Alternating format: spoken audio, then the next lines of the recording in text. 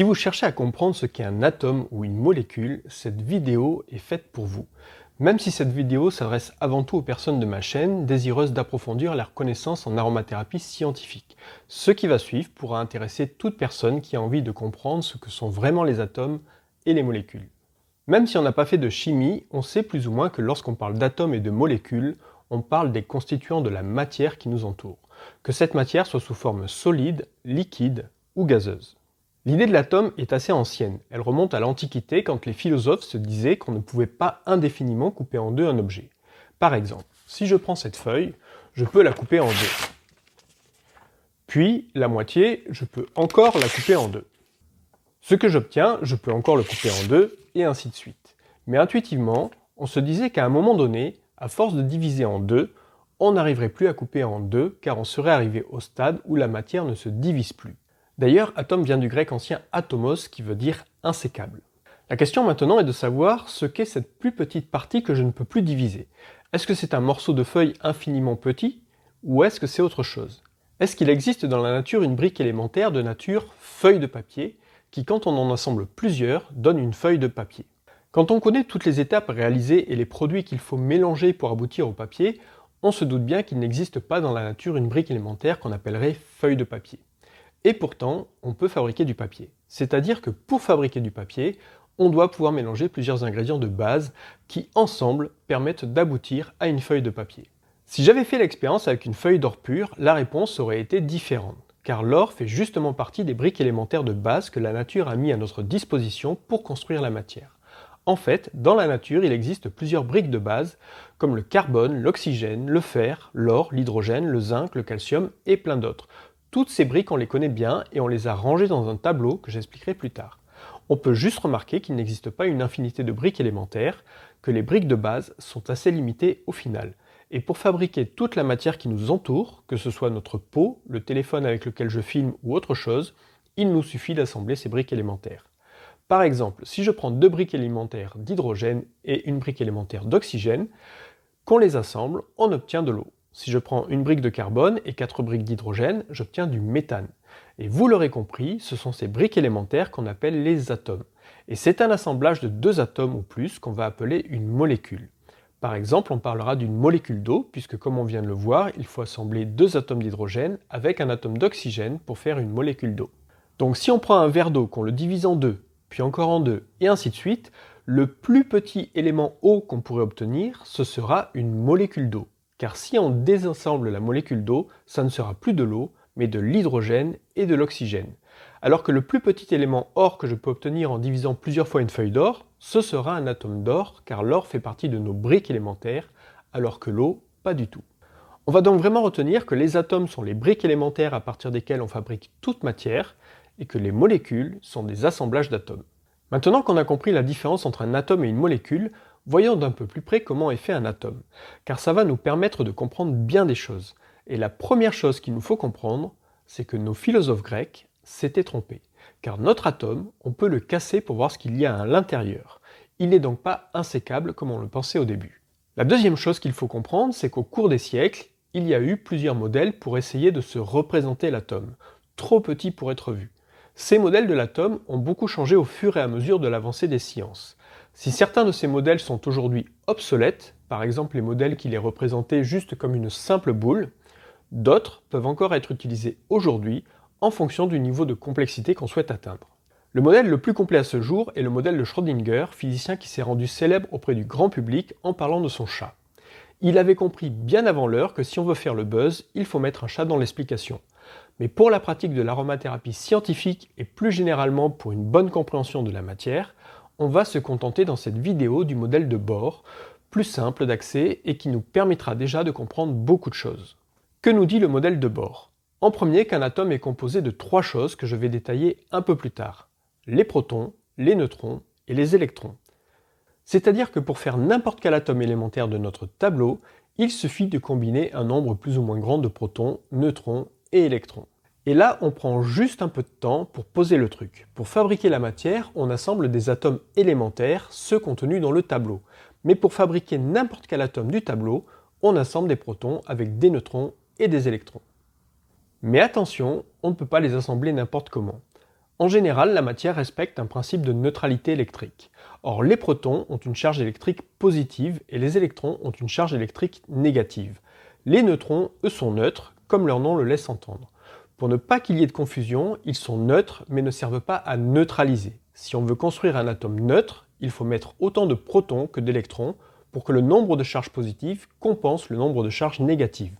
En d'autres termes, les charges négatives et les charges positives vont se neutraliser.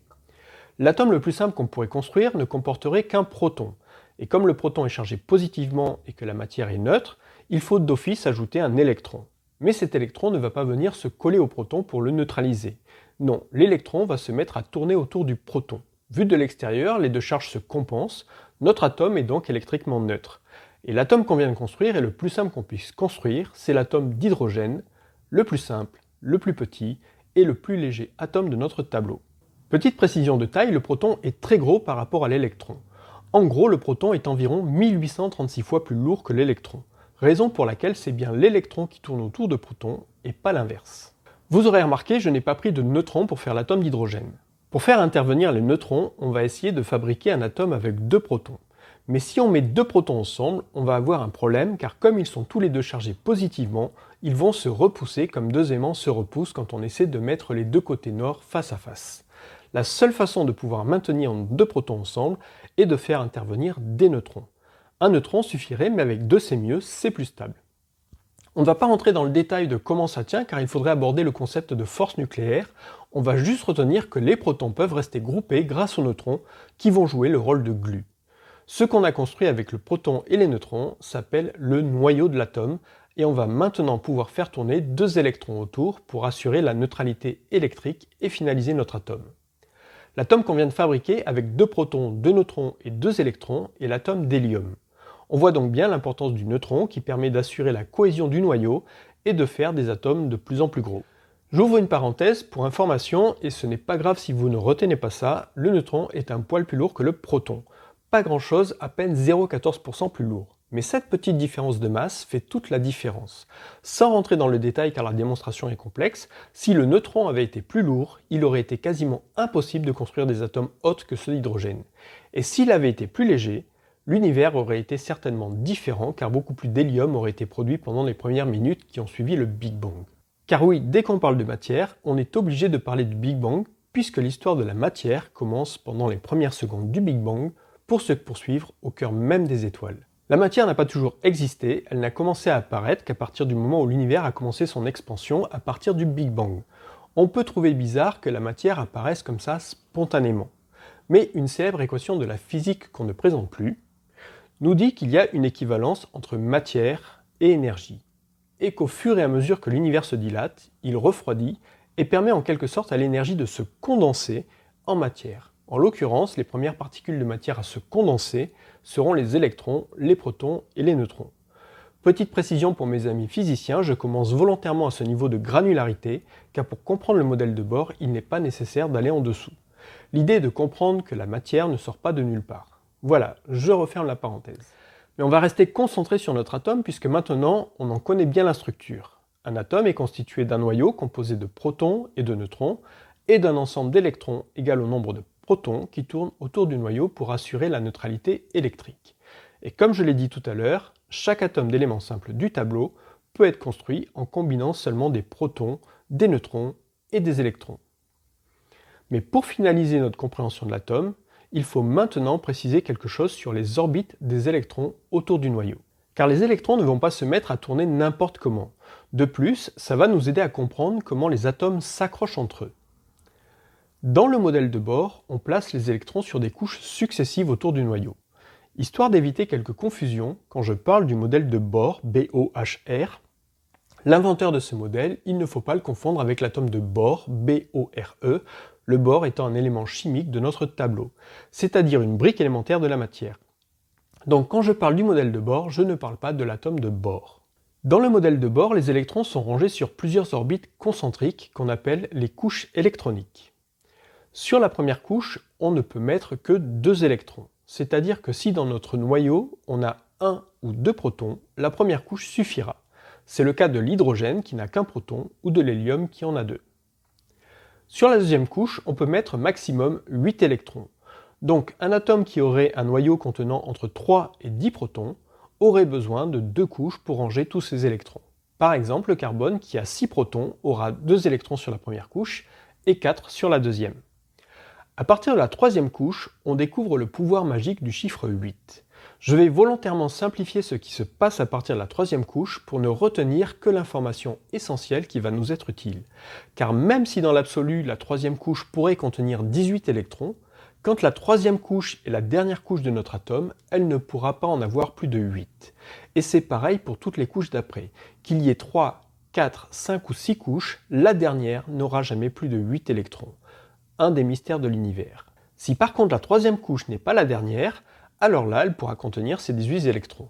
Si la quatrième n'est pas la dernière, elle pourra contenir 32 électrons. Mais objectivement, ça n'a pas beaucoup d'importance de retenir le nombre maxi d'électrons sur les couches intermédiaires. On retiendra juste que sur la première couche, on ne pourra jamais mettre plus de 2 électrons, et que sur la dernière couche, on ne pourra jamais mettre plus de 8 électrons. Et pourquoi c'est important de retenir ça? Car la dernière couche, c'est la limite physique de l'atome, comme notre peau est la limite physique de notre corps. C'est avec cette couche que l'atome interagit avec le reste du monde. Quand la dernière couche n'est pas complète, c'est-à-dire qu'il y a moins de 8 électrons, on va dire qu'il reste des places libres. L'atome pourra s'associer à un autre atome et on va voir comment dans pas longtemps. Par contre, si la dernière couche est pleine, alors l'atome ne pourra jamais s'associer à un autre atome car il n'y a plus de place de libre. Et c'est là où le chiffre 8 est magique, car tout atome ayant 8 électrons sur sa dernière couche sera d'une grande stabilité, c'est-à-dire qu'il ne pourra pas réagir avec d'autres atomes. Les atomes qui ont 8 électrons sur leur dernière couche sont des gaz dits rares ou nobles, comme le néon ou l'argon par exemple. Quand on parle de lampe au néon, on pense tout de suite aux enseignes lumineuses, et elles portent ce nom car elles contiennent justement du néon, un gaz neutre qui ne sera pas perturbé par les décharges électriques qui le traversent. Le cas particulier, c'est quand il n'y a qu'une couche, et ça ne concerne que 2 atomes, l'atome d'hydrogène qui possède un seul électron, et l'hélium qui en contient 2. Donc l'hydrogène pourra réagir avec d'autres atomes car il reste une place de libre sur la première couche, alors que l'hélium ne pourra pas réagir avec d'autres atomes car il n'y a plus de place de libre. L'hélium est donc rangé avec les gaz rares et nobles puisqu'il ne peut pas réagir avec d'autres atomes. Il est aussi stable que les atomes qui ont 8 électrons sur leur dernière couche. D'où l'importance de comprendre que c'est la dernière couche qui compte pour évaluer la stabilité d'un atome et que lorsqu'il n'y a qu'une couche, la dernière couche est aussi la première couche et cette première couche assure une grande stabilité avec seulement 2 électrons. Pour finir cette première partie, on va regarder maintenant comment les atomes s'assemblent entre eux à partir des places vides. Prenons le cas le plus simple, c'est-à-dire l'hydrogène. On sait maintenant qu'il ne contient qu'un électron et donc il y a une place de libre puisque la première couche ne peut pas contenir plus de 2 électrons. Prenons 2 atomes d'hydrogène et matérialisons la présence de l'électron et de la place libre. On a vu que lorsque la dernière couche est pleine, on obtient des atomes très stables. C'est cette recherche de stabilité qui va pousser les atomes à réagir entre eux. Chacun des atomes d'hydrogène ne peut pas être stable, mais si les 2 atomes se disent, alors oui, je fais parler les atomes, parfois c'est plus facile. Donc les 2 atomes se disent, on n'a qu'à partager nos électrons, comme ça on aura tous les deux l'impression d'en avoir 2. Ouais, bonne idée, faisons ça. Sans quitter son noyau, l'électron du premier atome va donc occuper l'espace libre de l'atome 2. Et l'électron de l'atome 2 va faire pareil avec la place libre de l'atome 1. En restant ensemble, les 2 atomes ont donc l'impression d'avoir 2 électrons sur leur couche électronique. Ce qui les incite à accepter le deal, c'est que ça leur fait gagner en stabilité. Alors bien sûr, ça ne sera pas aussi stable que l'hélium qui lui a 2 électrons sur sa couche électronique. Mais la molécule ainsi formée par les 2 atomes d'hydrogène est un peu plus stable que l'atome d'hydrogène seul. Mais juste un peu, car il est parfois très facile de défaire ces liaisons. La molécule qu'on vient de construire est la molécule de dihydrogène, puisque vous vous rappelez qu'un assemblage d'atomes s'appelle une molécule. Prenons notre exemple pour bien comprendre. Regardons l'atome d'oxygène. Lui, il a 2 places de libre. Par le même principe, on peut lui associer un hydrogène de chaque côté. Je viens de fabriquer une molécule d'eau, on la notera H2O, car il y a 2 hydrogènes et un oxygène. Autre exemple avec l'atome de carbone qui, lui, a 4 places de libre. On peut donc lui associer 4 hydrogènes. Là, on vient de fabriquer une molécule de méthane qu'on notera CH4. Petite subtilité, il ne faut pas se laisser piéger par la représentation graphique qu'on vient de faire, car je rappelle, ce n'est qu'un modèle pour tenter d'appréhender la réalité de l'atome. On peut donc modifier un peu notre modèle pour pouvoir faire des doubles liaisons. On a vu que l'oxygène avait 2 places de libre. On peut mettre ces 2 places de libre côte à côte. De même que sur le carbone, on peut mettre 2 places de libre de chaque côté. On peut donc accrocher un atome d'oxygène par une double liaison de chaque côté. Et là, on vient de faire une molécule de gaz carbonique qu'on notera CO2. Voilà par quel secret les atomes s'assemblent entre eux pour former des molécules, et j'en resterai là pour aujourd'hui. Ça fait déjà une bonne base de connaissances de départ qui va nous permettre d'aller un peu plus loin la prochaine fois. Pour aujourd'hui, on retiendra qu'un atome est constitué de trois choses, protons, neutrons et électrons, que les protons sont chargés positivement et les électrons négativement, les neutrons sont quant à eux neutres. Qu'un atome est électriquement neutre, donc son nombre d'électrons est égal à son nombre de protons. Que les électrons tournent autour du noyau, composé de neutrons et protons, que les protons et neutrons sont 1836 fois plus lourds que les électrons sont rangés par couches, avec 2 électrons maximum sur la première couche et 8 électrons maximum sur la dernière couche. N'hésitez pas à me dire en commentaire si c'est clair pour vous et si vous comprenez un peu mieux le monde des atomes et des molécules. Ça me permettra dans la prochaine vidéo d'apporter des précisions si besoin avant d'aller plus loin. N'hésitez pas à partager cette vidéo si vous pensez qu'elle peut être utile à quelqu'un qui veut s'initier à la chimie. En attendant, prenez bien soin de vous et à très bientôt pour une prochaine vidéo.